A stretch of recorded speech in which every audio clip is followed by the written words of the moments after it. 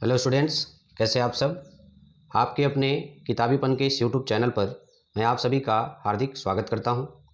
आज के हमारे इस महत्वपूर्ण वीडियो में हम क्लास 12th केमिस्ट्री के अध्याय 1 ठोस अवस्था के अंतर्गत कांच को अतिशीतित द्रव क्यों कहा जाता है या क्यों माना जाता है, इसके बारे में जानेंगे, सीखेंगे, जो कि आपके आगामी बोर्ड परीक्षाओं के लिए अत्यंत ही महत्वपूर्ण हो सकते हैं। ठीक है, तो चलिए आज का यह महत्वपूर्ण वीडियो शुरू करते हैं और जानते हैं कि कांच को अतिशीतित द्रव क्यों कहा जाता है। आपके बोर्ड परीक्षाओं में जो प्रश्न आएंगे वह इस तरीके से आएंगे कि कांच को अतिशीतित द्रव क्यों कहा जाता है या क्यों माना जाता है, समझाइए। तो आपको इसका उत्तर कैसे लिखना है।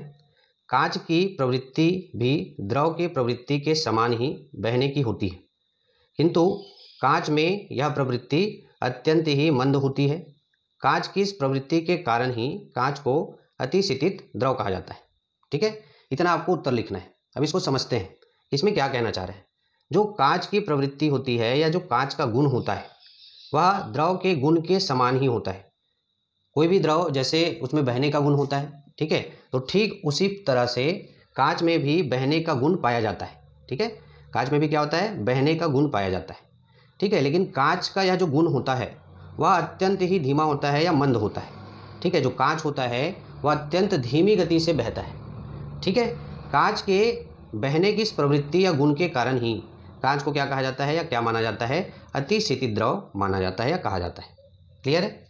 उदाहरण की बात करें तो जो बहुत पुरानी इमारतें होती है, ठीक है, यदि उनमें कोई कांच लगा हुआ है खिड़कियों में, ठीक है, यदि आप वहाँ पे जाके देखें, ठीक है, तो आप पाएंगे कि मान लीजिए यहाँ पे मैं एक खिड़की बनाने की कोशिश करता हूँ। मान लीजिए यहाँ पे कोई एक खिड़की लगी हुई है, ठीक है, जिसमें कांच लगा हुआ है, कांच की खिड़की लगी हुई है।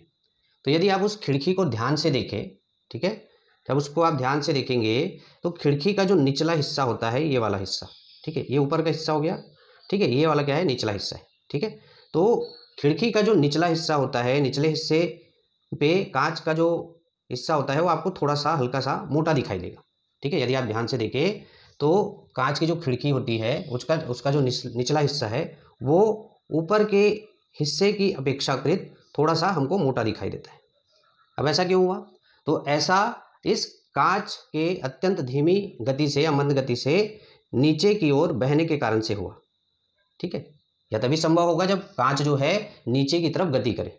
ठीक है, तो आप उदाहरण में लिख सकते हैं कि पुरानी इमारतों में लगे हुए जो कांच होते हैं, ठीक है, या खिड़कियों में लगे हुए जो कांच होते हैं, उनका जो निचला सिरा है खिड़की का, वो ऊपर वाले सिरे की अपेक्षा थोड़ा सा मोटा होता है, जो यह दर्शाता है कि कांच में बहने का गुण पाया जाता है।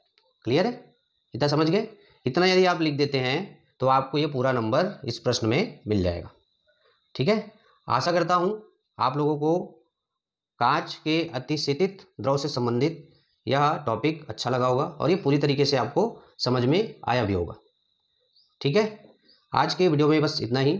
इसी प्रकार के महत्वपूर्ण प्रश्न के साथ मिलते हैं अगले वीडियो में। तब तक के लिए धन्यवाद।